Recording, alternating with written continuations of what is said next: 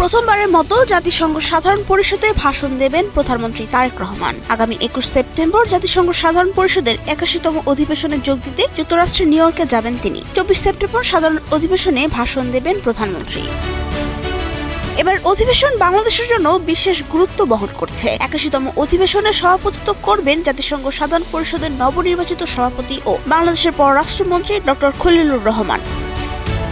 জানা গেছে, সফরকালে প্রধানমন্ত্রী মার্কিন প্রেসিডেন্ট ডোনাল্ড ট্রাম্পের দেওয়া সংবর্ধনা অনুষ্ঠানে যোগ দেবেন। এছাড়া প্রবাসী বাংলাদেশিদের সঙ্গে মতবিনিময় করবেন এবং কয়েকজন সরকার প্রধানের সঙ্গে সাইডলাইন বৈঠক করবেন।